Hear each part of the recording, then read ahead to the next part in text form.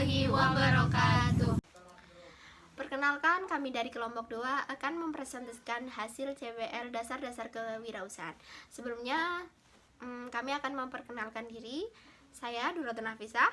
Saya sendiri Viganti Trifadilah. Dan saya Vita Nurfadilah.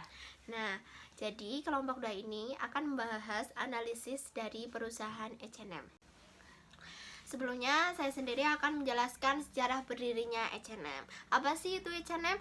H&M itu brand fashion yang didirikan oleh Ellingberson, seorang pengusaha asal Swedia, pada tahun 1947. Ellingberson mendirikan sebuah toko pakaian khusus wanita yang ia beri nama Hanes. Ia mendirikan toko khusus pakaian wanita tersebut setelah ia kembali perjalanannya ke Amerika Serikat. Sekitar tahun 1968, selain menjual produk fashion, H&M juga menjual peralatan rumah tangga. Pada tahun 2008, H&M mulai menjual perabotan rumah tangga dengan menggunakan katalog online. Nah, peralatan rumah tangga yang dijual di H&M yaitu meliputi barang-barang untuk di kamar mandi, kamar tidur, peralatan dapur, dan barang-barang untuk ruang tamu. Tipe bisnis perusahaan H&M sendiri, perusahaan H&M adalah perusahaan industri fashion.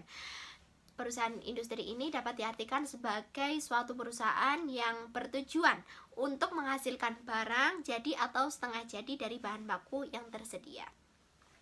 Industri fashion pada perusahaan H&M mengacu pada produksi skala besar. Skala besar yang dimaksud di sini adalah skala besar barang yang mengubah bahan baku dan komponennya menjadi barang dengan jadi menggunakan tenaga kerja. Untuk tenaga kerjanya sendiri manual dan mesin. Barang jadi dapat dijual langsung ke konsumen, ke produsen lain untuk produksi produk yang lebih kompleks. Untuk jenis kepemilikan H&M sendiri, jenis kepemilikan bisnis perusahaan H&M ini yaitu sebuah persekutuan. Karena dilihat dari sejarahnya, perusahaan ini merupakan perusahaan yang didirikan oleh 2 orang, sehingga jenis perusahaannya disebut sebagai persekutuan. Lalu ada visi-misi H&M. Yang pertama visinya yaitu menjadi perusahaan clothing terkemuka di dunia dengan memberikan secara konsisten solusi berkualitas tinggi, yang inovatif dan berkesinambungan, yang dipercaya pelanggan untuk melindungi dan memperindah produk dan lingkungan sekitar. Lalu ada misinya yang pertama yaitu bertindak dengan integritas sepanjang waktu dan memegang teguh nilai dan etika kami. Lalu yang kedua, memberikan pertumbuhan penjualan dan pendapatan yang konsisten. Lalu yang ketiga ada mengembangkan produk-produk inovatif untuk memenuhi kebutuhan di masa yang mendatang. Dan yang terakhir yaitu bekerja dengan selamat, melindungi lingkungan, dan mendukung masyarakat di tempat kami beroperasi. Lalu ada struktur perusahaan H&M. Sebagai salah satu perusahaan yang besar, H&M memiliki struktur pada beberapa bidang, yaitu bidang pembelian, keuangan, rekening, perluasan, desain interior, dan display, komunikasi, IR, HR, logistik, serta keamanan. Untuk segmentasi pasar dan target pasar H&M, segmentasi pada saat ini yaitu membagi potensi pasar menjadi bagian-bagian tertentu, di mana H&M bisa berdasar pembagian demografis, berdasarkan kelas ekonomi dan pendidikan, ataupun juga berdasar gaya hidup atau psikografis. Lalu, perusahaan H&M ini menjadi brand ternama di dunia. Jadi, produk H&M yang masuk ke Indonesia itu langsung di H&M Grand Indonesia. Berikutnya, ada strategi pemasaran dari perusahaan H&M sendiri. Yang pertama, ada merchandise plan, merupakan sebuah proses memilih, membeli, presentasi, dan menjual. Lalu, ada pricing strategi, di mana untuk pricing strategi H&M sendiri dengan produk yang memfokuskan pada customer needs dan pricing strategi mereka menggunakan sifat low price like fashion. Lalu yang terakhir ada promotional strategi. Untuk promotional strategi sendiri yang dilakukan H&M itu berupa iklan TV, digital marketing promo, diskon, sponsor. Dan tidak hanya begitu, tetapi H&M memiliki channel YouTube sendiri.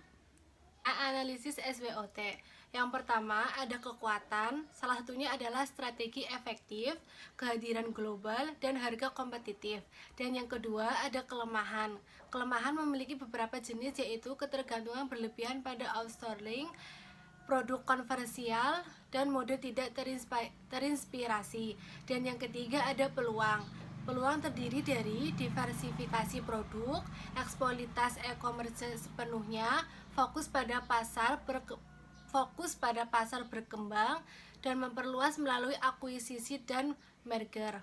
Dan yang terakhir ada ancaman. Ancaman terdiri dari resesi yang akan datang, persaingan ketat, dan peningkatan pemalsuan. Ada tantangan dan resiko. Saat ini, interaksi jual beli di toko pakaian menurun seiring dengan maraknya pusat perbelanjaan online. Di tengah hambatan penetrasi, perusahaan busana ternama H&M mencoba menghadapinya dengan ide-ide brilian. Bagaimana perusahaan H&M bisa sukses hingga saat ini? Karena dengan tersebarnya di banyak negara, kini jumlah seluruh pegawai H&M mencapai puluhan ribu. Selain itu, H&M juga menawarkan saham perdana ke publik alias IPO pada tahun 1974. Semenjak itu, pertumbuhan valuasi perusahaan H&M terus meningkat sebesar 25% setiap tahunnya. Sekian presentasi dari kelompok kami. Apabila ada kesalahan, kami mohon maaf. Sekian. Wassalamualaikum warahmatullahi wabarakatuh.